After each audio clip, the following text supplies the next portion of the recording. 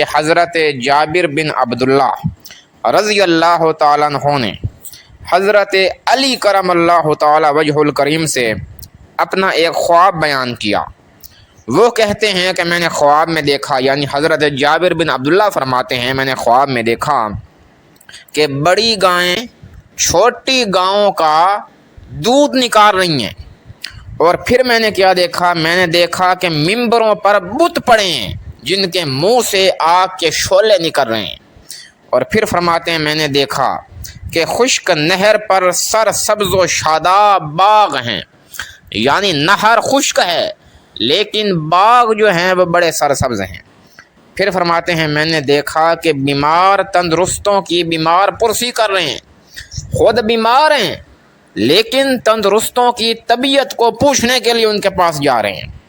اور پھر فرماتے ہیں میں نے 2 سروں والا گھوڑا دیکھا جو کھاتا بھی ہے پیتا بھی ہے لیکن نہ پیشاب کرتا ہے نہ لید کرتا ہے۔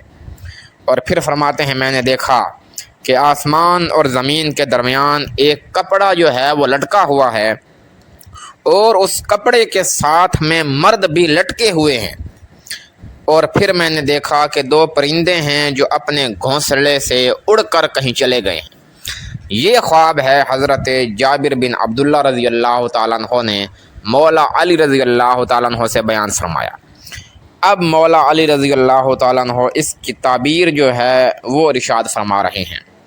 وہ فرماتے ہیں کہ جو تم نے دیکھا ہے کہ بڑی گائیں جو ہیں وہ چھوٹی گاؤں کا دودھ نکال رہی ہیں، تو اس کا معنی یہ ہے کہ جو امراء ہیں یعنی امیر ہیں، جو بادشاہ ہیں، وہ غریبوں کا جو خون چوستے ہیں، جو غریبوں کا مال کھاتے ہیں، اس سے مراد وہ امیر ہیں۔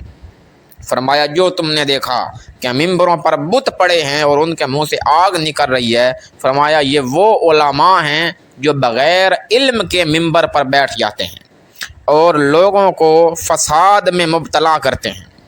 اور فرمایا جو تم نے دیکھا کہ خشک نہر ہے اور اس پر سرسبز باغ ہے، فرمایا یہ وہ علماء ہیں جن کے پاس علم ہے لیکن عمل نہیں، وہ خشک نہر کی طرح ہیں۔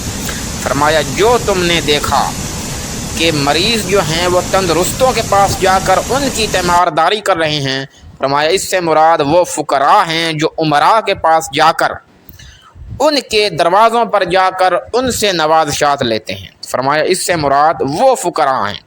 اور فرمایا جو تم نے 2 سر والا گھوڑا دیکھا جو کھاتا ہے پیتا ہے لیکن پیشاب و لید نہیں کرتا، فرمایا وہ شخص ہے جو اللہ کی نعمتیں کھاتا ہے لیکن اللہ کا شکر ادا نہیں کرتا۔ اور فرمایا جو تم نے دیکھا کہ زمین و آسمان کے درمیان میں کپڑا لٹکا ہوا ہے، فرمایا اس سے مراد دین اسلام ہے۔ اور فرمایا کہ جو تم نے 2 پرندے دیکھے جو اپنے گھونسلے سے اڑ گئے، فرمایا وہ ایک ایفائے عہد ہے یعنی وعدہ پورا کرنا، اور دوسرا امانت ہے یعنی امانت کو ادا کرنا۔